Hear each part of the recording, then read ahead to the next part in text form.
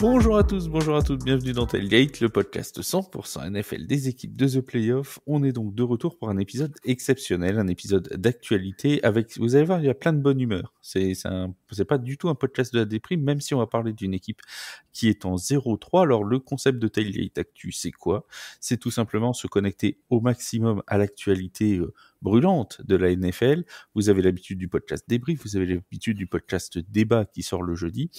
Quand il y a une grosse info qui sort dans la semaine, on fera un petit podcast beaucoup plus petit, environ entre 20 et 30 minutes, pour parler d'un fait qui s'est passé. Ça peut être un entraîneur qui a été renvoyé, un quarterback qui est mis sur le banc, une grosse blessure, bref, quelque chose qui change le visage d'une équipe. Aujourd'hui, on inaugure cette nouvelle série avec les Giants de New York, donc, et avec la nouvelle de la titularisation de Jackson Dart. On va en parler pendant ces prochaines minutes avec deux fans des Giants. Comme ça, au moins, il y aura aucune objectivité dans ce podcast. Autant se le dire tout de suite. Mon Yaya, salut Yaya, comment tu vas?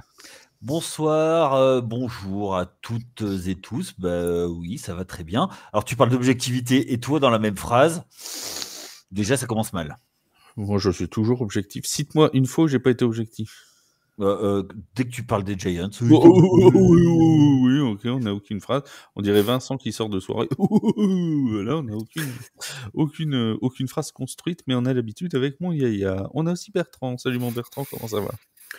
Bonjour, bonsoir à tous, à vous tous, à tous les auditeurs. Écoute, ça va à peu près, on va pas redire ça comme ça, on va pas tomber dans la déprime totale tout de suite. J'ai dû faire rire beaucoup de monde avec mes prédictions sur le nombre de victoires des Giants. Pour le coup, j'entérine cette prédiction et j'entérine aussi le fait que j'ai fait rire beaucoup de monde. Ça se confirme. On a déjà eu deux belles prédictions dans ce début de saison. Il y a le 7 victoires des Giants de Bertrand et il y a les Colts, ce seront la pire équipe de toute l'AFC de Wake. Qui, voilà. Bon, c'est mal parti. On va pas dire que c'est fichu, mais c'est mal parti, très clairement. Donc voilà. Après, mathématiquement, tout est encore possible. Les Giants peuvent finir à 14 victoires et les Colts peuvent finir à 14 défaites. C'est pas impossible. Alors, si les Giants sont à 14 victoires, je m'engage à faire le tour du périph' tout nu. Je vais à Paris. De quelle ville? Paris. De Paris, oui. Je cours tout nu sur le périph'. Et tu me suis pour me filmer en vélo. Moi, je vais être là. Imagine 2 secondes s'ils sont à 13 victoires le jour de la week 18. Attention, parce que s'il y a le déclic avec un joueur dont on va parler, et que franchement, tu sais que tout peut se passer en NFL, tu vas te retrouver le cul à l'air sur le périph', ça va te faire tout drôle, mon gars. Mais alors, je vais te dire un truc. Avec tout ce qu'on leur aura mis dans la gueule quand ils sont foutus de toi avec les 7 victoires, je m'en fous, je le fais, mais avec plaisir. La question, c'est est-ce qu'on va plus, après son tour de périph', le déposer au Bois de Boulogne ou aux eaux de Paris avec sa fameuse trompe d'éléphant. Mon cher Yaya, commençons donc par toi, puisque ce lancement est absolument parfait. Jackson Dart qui remplace donc Russell Wilson. Comment te dire, c'est pas qu'on l'avait dit, mais on va rappeler quand même à nos auditeurs que dans le podcast Overreaction de la Week 1, on avait dit première overreaction, et si Russell Wilson était remplacé au bout de 3 semaines?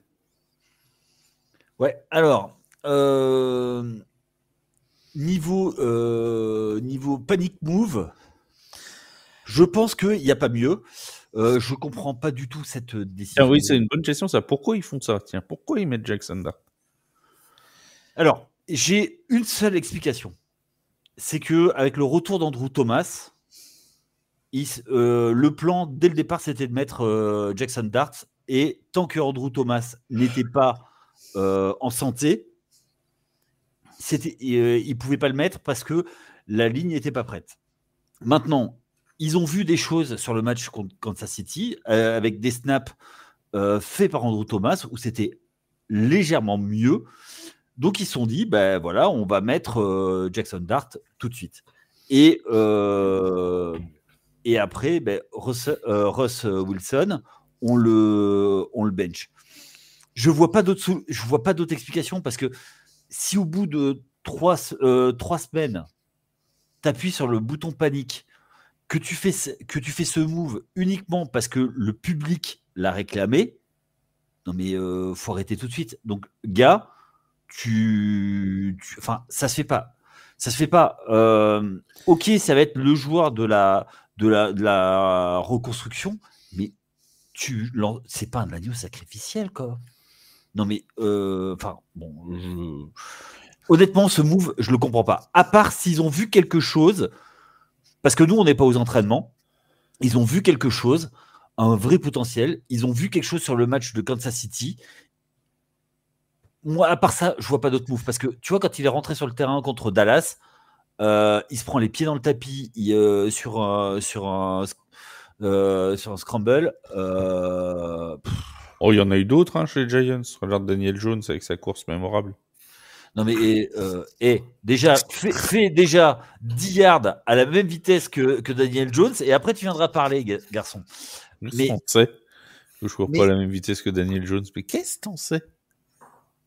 Oui, voilà, t'en sais rien. Et voilà. Je t'ai vu à Bouldoufel. Je t'ai vu. Moi aussi. Enfin, je t'ai vu quand tu disparaissais pas, nous on ne sait où, mais ça c'est un autre problème. Oui, notre débat pour un autre jour. Exactement. Mais bon, bref, donc pour revenir aux Giants, en fait, quand j'ai vu ça, j'ai cru que c'était une blague, tu vois. C'est pas possible. C'est pas notre genre, on n'aurait pas fait de blague comme ça. Non, mais je parlais pas pour toi pour une fois. Donc, on aurait mis Tim Boyle, nous, si on avait voulu faire une blague. Tu vois. Ça, ouais, c'est trop drôle. Quand tu prends pas un vétéran pour le sortir au bout de 3 matchs. En plus, c'est... Enfin, bref. Mon Bertrand, je vais avoir 2 questions. La première, c'est pourquoi, la même que Yaya, pourquoi Jackson Dart? Pourquoi avoir changé de QB tout de suite? Ça, c'est la première question. Et la deuxième, c'est pourquoi Jackson Dart plutôt que Jameis Winston? Parce qu'à la rigueur... Parce que c'est quarterback 2. On aurait pu... Non, mais on aurait pu... Oui, mais ça, c'est eux qui l'ont décidé que c'était le QB2. On aurait très bien pu dire Jackson Dart, on le laisse encore en couveuse. Et quitte à vouloir faire un changement, mettre Jameis Winston. C'était tout à fait possible aussi. Donc, pourquoi? Alors... Je vais faire un peu comme Seb, on va reprendre factuellement certaines choses. À l'heure actuelle, je vais faire d'une manière généraliste, la franchise de New York Giants est, avec la franchise des Jets de New York, l'une des franchises les plus mal gérées de la ligue. Voilà. Même les Browns font mieux, même d'autres équipes font mieux. On est... Il a tiqué, là. Si, je suis désolé. Les Browns? Oui, mais non. Mais non, mais les Browns, ils réussissent au minimum à avoir une défense plus que correcte. Et au final, même s'ils n'ont pas d'attaque, ils ont quand même une escouade qui est correcte. Aujourd'hui, la franchise de New York est totalement mal gérée, est totalement déstructurée, est totalement au fond du gouffre. Et je ne parle pas des joueurs. Et ses supporters avec. Parce que les joueurs sont des joueurs de talent. Qu'on soit bien d'accord. Aujourd'hui, si ça ne fonctionne pas, c'est que du point le plus haut culminant de la franchise, c'est-à-dire le président, c'est-à-dire historiquement la famille Mara, avec John Mara, et sachant qu'avant nous avons eu Wellington Mara, qui est quand même à l'origine du ballon appelé The Duke, puisqu'on l'appelait Duke Wellington. Donc c'est quand même une franchise très historique. Aujourd'hui, John Mara n'est plus, en tout cas ne prend plus les bonnes décisions. D'après le départ de Tom Coughlin, qui était quand même l'illustre coach un peu général qui a su tenir cette équipe, nous n'avons eu plus rien depuis 15 ans. 15 années de purgatoire, avec un sursaut en 2022 qui était de la poudre aux yeux, au final, et on est à 15 années d'horreur. 15 années de fond de fond. Attends, juste Coughlin. On est tous chez le diable. Alors, aujourd'hui, laisse-moi finir.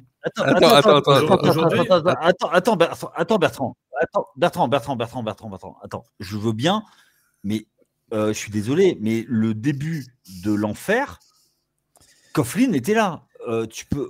La fin de Coughlin, c'était des débuts de saison à 0,4, à 0,5. Coughlin a quand même laissé tout un passif et on va dire tout un élément historique de la franchise avant que ça s'effondre. On soit bien d'accord. C'était quand même l'homme qui savait gérer la franchise. Enfin bon, peu importe. Au-delà de ça, aujourd'hui, ce qu'a besoin cette franchise sont des hommes de poigne. C'est un coach de poigne parce qu'on sait très bien, j'ai fait un comparatif sur un Discord très connu.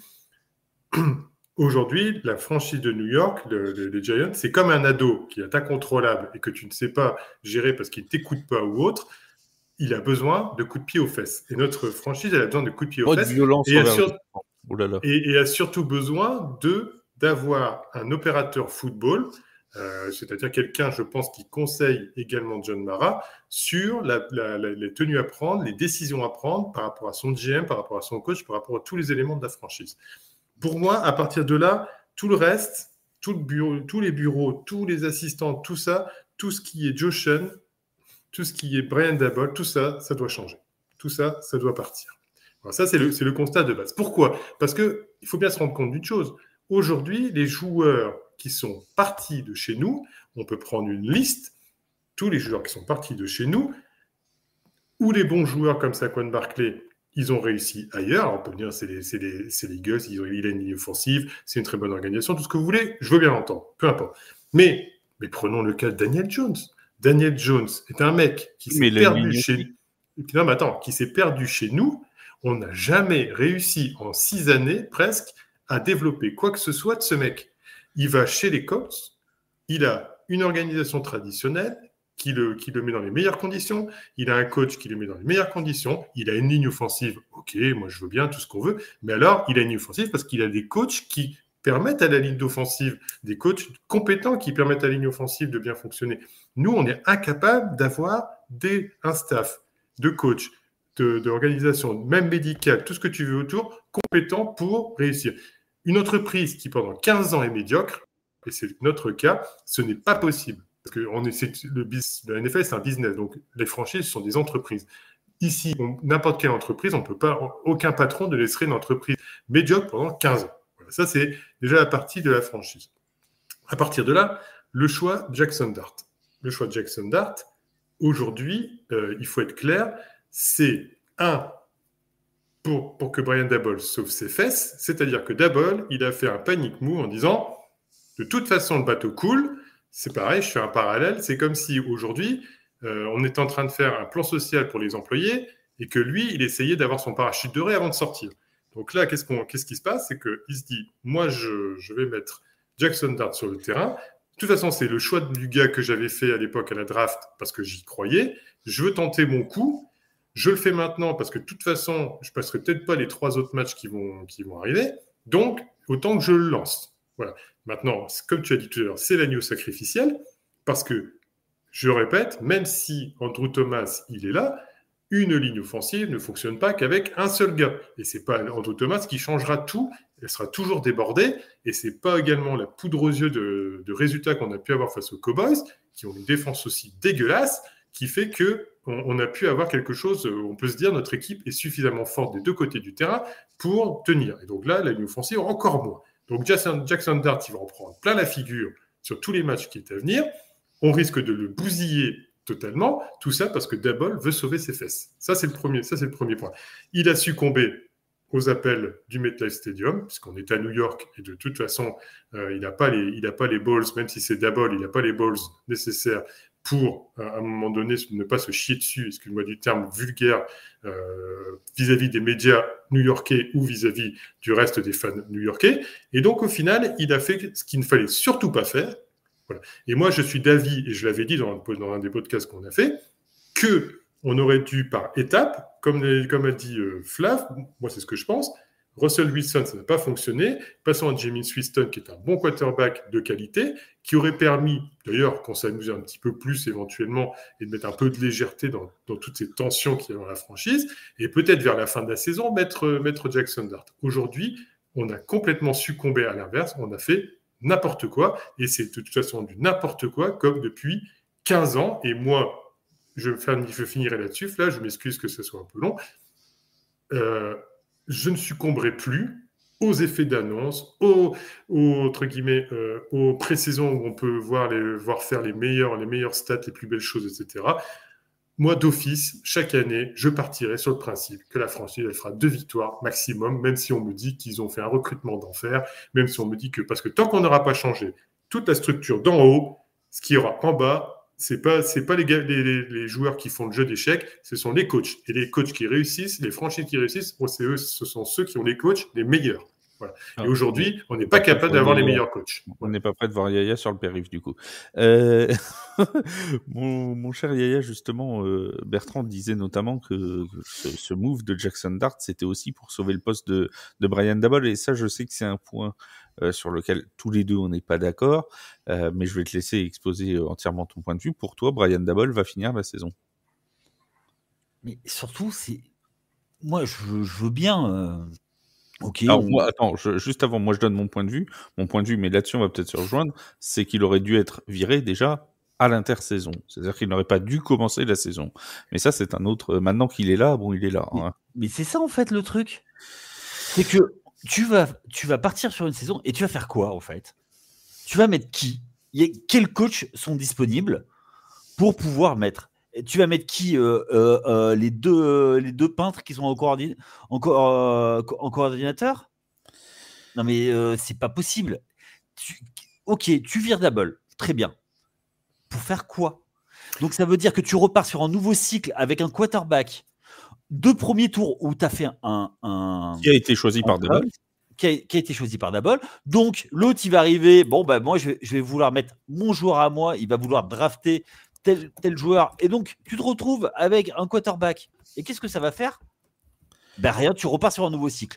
Donc je suis d'accord avec toi, Bertrand, que c'est les meilleurs entraîneurs qui doivent être au poste. Ok, sauf qu'il y a quoi? Quel est le dénominateur commun à tous? C'est qu'à un moment, ils ont eu du temps, et à New York, on ne donne pas de temps. Donc, ok, on est nul actuellement. D'accord. Il a été coach of the year. Ça veut dire que tout le monde a reconnu que c'était le meilleur coach de l'année.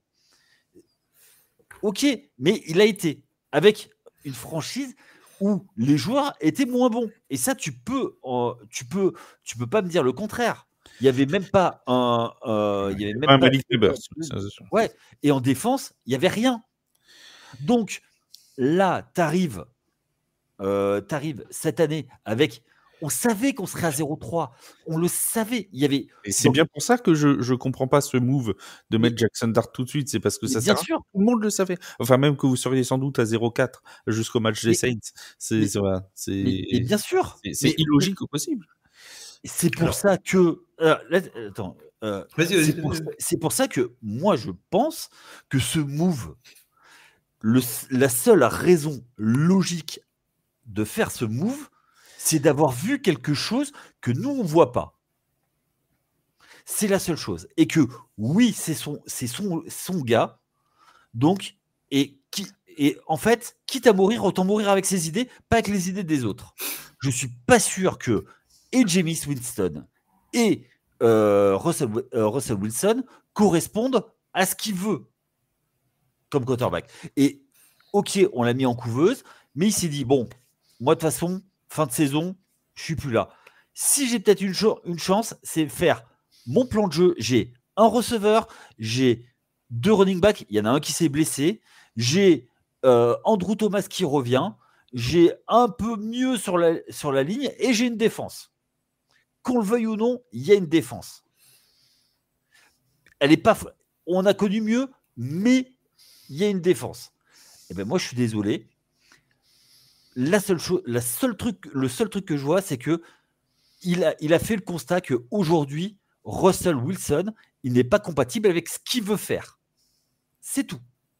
Et du coup, il va tester, mettre son gars. Et quitte à mourir, autant mourir avec ses idées. Mon Bertrand, tu voulais réagir?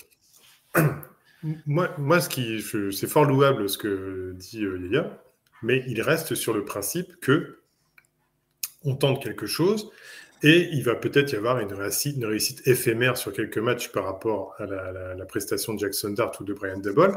Mais moi, je répète, le mal est beaucoup plus profond. Il faudra finir comme on finira cette saison qui va être pitoyable, comme d'habitude. Mais au final, moi, j'appelle un reboot total. Et je parle vraiment de tout en haut, de tout au long, la tête pensante, qui doit prendre aussi ses responsabilités en disant « je me fais aider dans les choix, dans ce que je dois mettre ». Et oui, ça sera une horreur parce que on va partir, c'est même pas pour 1 an, même pas pour 2 ans, pour 3 ans, 4 ans ou 5 ans, on va partir pour 10 ans avant qu'il y ait quelque chose de bien. Mais pour qu'on arrive à quelque chose de bien, il faut qu'au moins on fasse en sorte d'avoir les bonnes personnes compétentes au bon poste dans tout ce qui est le staff technique. Ça, c'est une chose. Après, sur l'histoire on était sûr d'être à 0-4, c'est faux. On est en NFL, on peut très bien, sur n'importe quel match, et vous le savez bien, sûr. avoir une victoire. Et elle n'est pas passée très loin, du côté des Cowboys.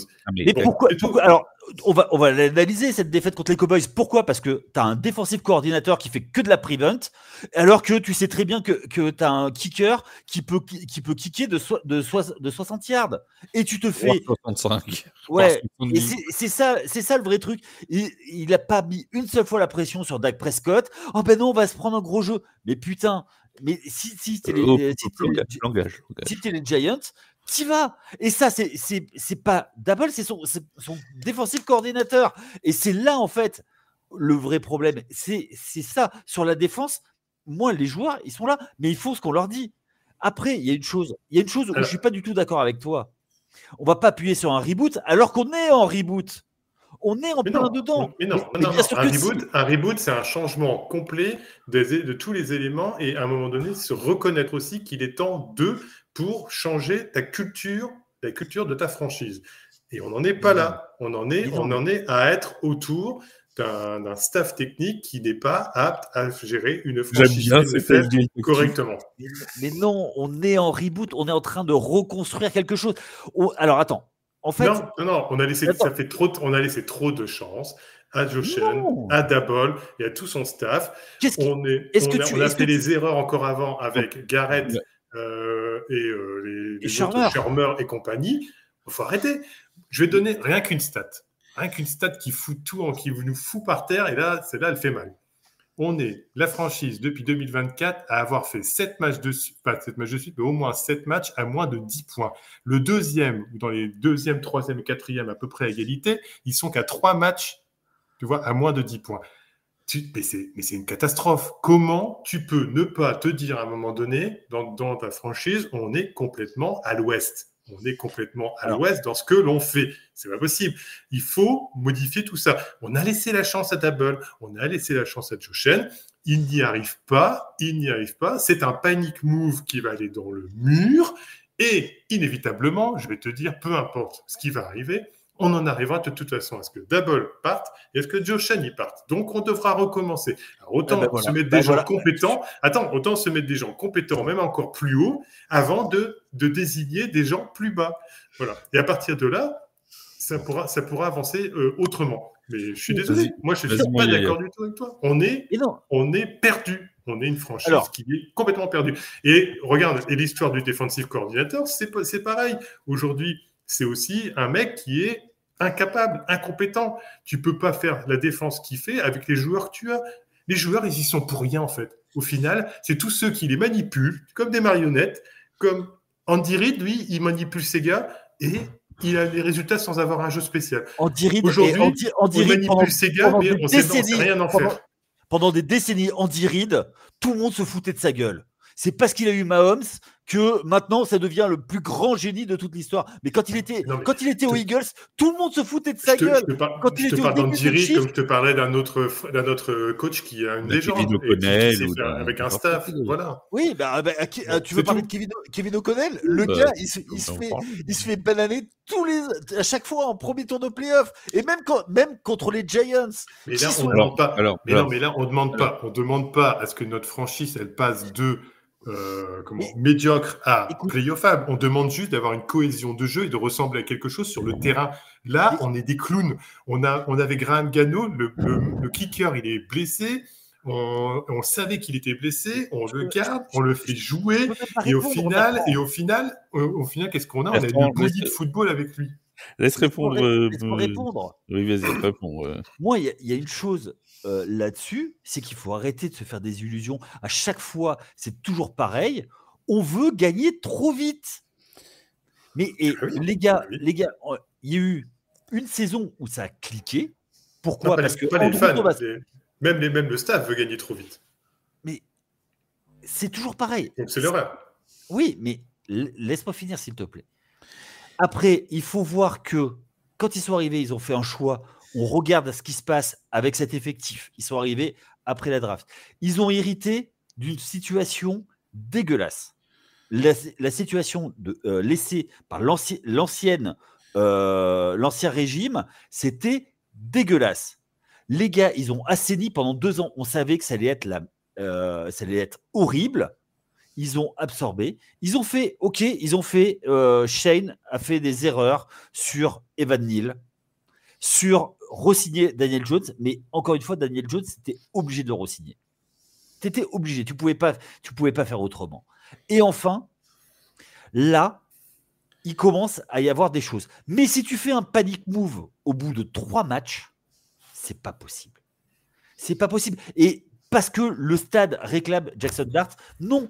Et tu dois pas changer ton GM encore une fois. Tu dois pas changer ton coach encore une fois. Les gars, ils font 2 ans, ils se barrent. Mais c'est pas possible. Mais parce que... Mais attends, laisse-moi. non, ce n'est pas possible. Il faut une franchise aussi, quelle qu'elle soit, il faut de la stabilité. Si on avait fait pareil dans les années 80, Bill Parcells, il ne serait pas resté.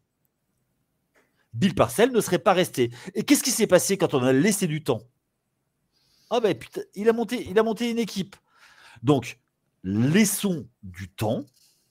Arrêtons à chaque fois de dire ah ben ils sont nuls. Oui, ben ils sont nuls. Ben, tu sais très bien que pour gagner, il faut des échecs. Et là, oui, on est nuls actuellement. Et je suis désolé, mais moi, cette année, je les trouve moins nuls que l'année d'avant. Oui, ça ne se matérialise pas sur les victoires. Mais regarde ce qui s'est passé du côté de Dallas. Je pense qu'il va y avoir d'autres matchs très accrochés. Et là où il faut couper d'abord, c'est si ça ne répond plus dans le vestiaire. Mais là, pour l'instant, ils ne perdent pas le vestiaire. Là, qu'est-ce qu'ils font? Ils ont pris des vraies décisions. Elles sont bonnes, elles sont mauvaises. Mais t'aurais regardé Saquon Barkley, qui te dit qu'il ne serait pas pété parce qu'il n'y a pas de ligne? Ils n'ont pas gardé Daniel Jones, il ne faisait rien. Il n'y avait pas de ligne. Donc, je t'ai cité que, mais il y en a d'autres qui sont partis, qui ont mieux réussi ailleurs. Qui ça? Bradbury qui fait un DPI. Non, mais j'ai une liste, mais je n'ai pas en tête. Evan Engram. Il y en a même un qui a sorti la liste. Je rigole. Evan Engram, le serial dropper. Non, mais ce que tu comprends pas, Yaya, ce que je suis en train de te dire, c'est que d'abolition, ce n'est pas ce qui te permettra de perdurer dans le temps avec une organisation. L'organisation est mauvaise. Là, l'organisation est mauvaise. Et ça fait plus de quelques années que ça dure. Ça fait depuis plus de énormément d'années. Voilà, on peut me répéter. Même plus. En partant du Gettleman qui était une erreur de choix, de casting, Shermer qui est une erreur de casting, Garrett est une erreur de casting, et McAdoo. Et maintenant, d'abord, et McAdoo est une erreur de casting. Tu ne trouves pas que ça fait beaucoup d'erreurs de casting quand même? À un moment donné, il faudrait peut-être se remettre en question quand tu es là-haut, en disant je vais peut-être me mettre des gens compétents pour pouvoir choisir les bonnes personnes. Écoute, casse ton PEL et rachète les parts de Mara. Mais là-dessus, je ne suis pas sûr que si tu refais. Parce que après, qu'est-ce qui va se passer? Il y a un mec qui va arriver, il va mettre ses personnes en place et tu repars à zéro.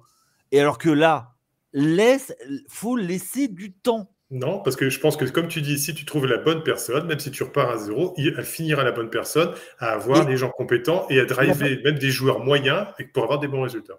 La bonne personne, c'est clair. Si elle est dans un endroit où elle se plaît, elle ne bouge pas.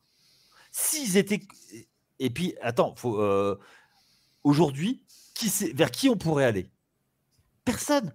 Donc, tant que tu n'as personne dans le viseur, moi je pense que Joe Shane, malgré tout, je garde confiance en lui. Je pense qu'il a besoin de quelqu'un avec lui pour aller chercher des linemen, pour construire la ligne.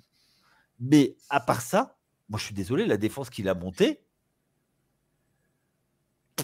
pour moi, aujourd'hui, tu vois, il n'y a pas à dire. Après, là, aujourd'hui, on parle du panic move Oui, Jackson c'était ça Dart. le sujet au début, mais j'ai l'impression qu'on a parlé moins de Jackson Dart que de Dabble. Mais moi, je pense que c'est une question de compatibilité avec ce qu'il veut mettre en place. C'est tout. Ouais. Et il veut parce que Russell Wilson ne joue pas sur le milieu du terrain, il joue que sur les côtés, il veut faire que de la passe longue, il joue très peu en intermédiaire. Donc, moi, je pense que c'est plus par rapport à ça qu'il a mis Jackson Dart.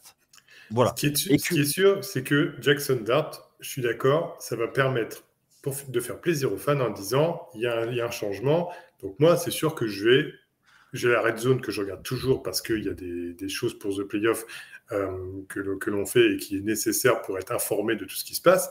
Mais malgré tout, je vais quand même focaliser un petit peu plus sur ce match-là. Néanmoins, ce que vous en avez vu de Jackson Dart en pré-saison, faut pas rêver les gars. C'était de la balade. Hein. Là, c'est les gars, il n'y a pas de pression, il n'y a rien. Hein. Il a pu faire ses petits jeux. Hein. Là, on va parler d'autres choses. Hein. La défense des Chargers, déjà, ça va cogner déjà un petit peu plus. Mais attends, il y a le reste qui va arriver derrière, parce que je ne sais pas si tu as vu ce qu'il y a au menu. Ouais, passons les Saints, mais tu sais ce qui attend derrière au menu. Ça va pas être mal non plus. Attends, juste passons les Saints. S'il y a un point dans lequel la Nouvelle-Orléans est pas super mauvaise, ça reste son impact défensif. En plus, c'est une équipe qui est vieillissante en défense, mais il y a qu'à voir le premier match contre les Cardinals, les Demario Davis, les Cam Jordan, les machins, ça se régale encore si le QB il attend un peu, hein, y a pas de souci. Mais même admettons qu'il gagne. Demario Davis, c'est parce qu'il m'a serré la main. Aussi, ça doit être grâce à ça. Mais même admettons que Jackson Dart permette de gagner 1 ou 2 matchs. Au final, ça ne résoudra pas le problème structurel que l'on a puisque l'on est mauvais. On ne peut pas vivre sur le fait d'avoir un super talent qui t'amène quelque part parce que on est des mauvais. On est des mauvais dans la gestion des hommes, dans la gestion des jeux. On est des mauvais. On n'a pas été capable d'avoir un kicker en bonne santé et qui fasse quelque chose, alors qu'on savait qu'il était blessé. On a gardé ce mec-là qui lui coûte 5 patates au final, et alors qu'on aurait pu le couper, avoir un autre joueur. Et au final, voilà, ça c'est de la mauvaise gestion. Ça, c'est carton rouge. Ça, c'est faute professionnelle. Ça, c'est faute professionnelle. Glisse, et nouveau panic move, on va chercher Yang Goku. Bien parce qu'on se dit, putain, un mec, il a complètement merdé aussi chez les Falcons. Et au final, c'est le dernier kicker qui reste pratiquement à peu près valable. Et puis, peut-être non, il y avait Justin Tucker. Oui, c'est vrai. Et c'est vrai que pour le coup, lui aussi, il est valable, mais dans d'autres sports. Mais au final, ce que je veux dire, c'est qu'on ne fait que de la réaction. On n'est jamais dans l'action avec les Giants, dans l'action de construire quelque chose. On est dans la réaction par rapport à des choses qui ne vont pas. Et dans la réaction, tu ne peux pas réussir et on ne réussira pas. Je suis désolé d'être pessimiste, ça te plaît peut-être pas, Yaya, mais c'est la réalité des choses. C'est ce qui va se passer. On recommencera. Voilà. Forcément, la réalité. Non, mais en fait, tu vois. Et après, on conclut, les amis, parce que c'est exactement tout le problème. C'est-à-dire que, tu vois, comme on a cette vision pessimiste et que, faut tout de suite changer. On est nul, on change tout. Mais non, les gars, on a laissé assez de temps. Mais non, on n'a pas laissé assez. Mais si. Non. 4 ans, c'est quand même pas mal. Mais je le répète, la première année, c'était une année 0. Derrière, qu'est-ce qui s'est passé? Mais que s'est-il passé, comme dirait Mathieu? Et oui, mais que s'est-il passé? On avait des contrats, notamment le contrat de Kenny Golladay à absorber. Il n'a jamais eu de cap, il n'a rien eu. Mais les gars, mais continuez les gars. Mais sérieux, on repart sur un cycle de médiocrité. Et puis c'est quoi? C'est ce qu'on fait. Et on sera juste, allez, 6-11. Vous serez NFC Sud, quoi. Écoute, moi je préfère repartir, si on repart avec des gens compétents, peut-être repartir sur quelques années. Mais tu veux les trouver comment? Ça existe, c'est juste qu'à un moment donné, il faut arrêter aussi de... Il y a des mauvais choix qui sont faits, c'est clair, t'es précis. Il faut aller chercher Howie Grossman chez les Eagles. Non, mais c'est ça en fait, tu vas aller chercher qui? Donne-moi un nom d'un GM à récupérer. Vas-y, dis-moi John Gruden aussi, tant qu'on y est. Dans la saison, il va y avoir un certain nombre de coordinateurs offensifs qui vont peut-être se révéler. Tu vas peut-être chercher un mec là. Ben Johnson, il s'est révélé. Liam Cohen, il s'est réveillé. Ils sont chez les Jaguars et les Bears. Regarde ce qu'il fait chez les Bears. Tout n'est pas tout rose, mais bon, pour le coup. On verra. Et alors là, tu sais quoi ? On verra. Et attention à Kellen Moore. Je prends la situation des Giants aujourd'hui. Elle est mauvaise parce qu'on n'arrive pas à gérer, à structurer, à avoir un cahier de jeu et avoir un meneur d'hommes dans tout ça. Juste une dernière question avant qu'on conclue, parce qu'on avait dit 25-30 minutes, on est déjà à 35. Juste une toute dernière question. Russell Wilson a déclaré en interview, pour moi, j'ai encore des choses à apporter, je ne suis pas fini, a-t-il dit. Est-ce que pour toi, Yaya, au moins chez les Giants, c'est terminé? On rappelle qu'il sort quand même d'une saison chez les Steelers où il avait joué la moitié des matchs, une saison où il a été benché chez les Broncos. Ça commence à faire beaucoup, non, pour Russell Wilson? Je pense qu'il peut donner dans une équipe. S'il se fait couper, pourquoi pas être pris. Ouais. Tu penses qu'il va encore rebondir ailleurs? Ouais, je pense. Il n'est pas aux portes de la retraite encore. Bertrand. Non, il est cuit. Il est gentil, tout ce qu'on veut. Il a eu des super années à Seattle.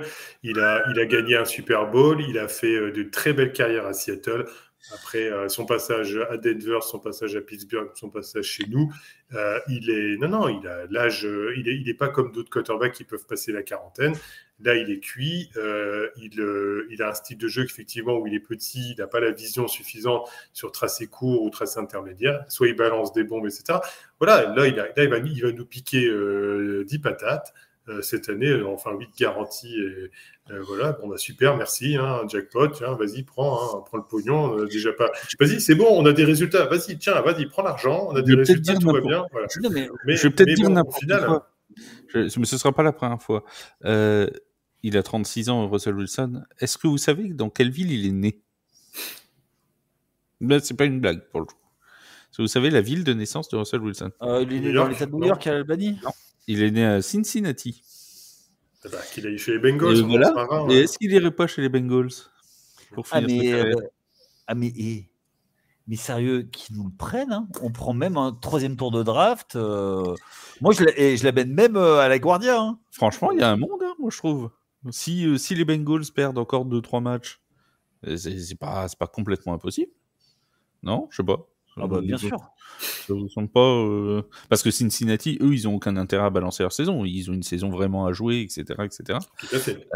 Donc bon, il y a encore. Ils peuvent trader Hendrickson. Et on peut faire un échange Hendrickson. Il peut y avoir un trait. Moi, franchement, quand j'ai vu qu'il était né à Cincinnati et vu les problèmes, parce que on a beau nous dire Jake Browning, c'est la solution, machin tout. Je pense que dans 3 matchs, ils vont y revenir à leur solution. Les Bengals, ils vont se mettre à chercher un QB.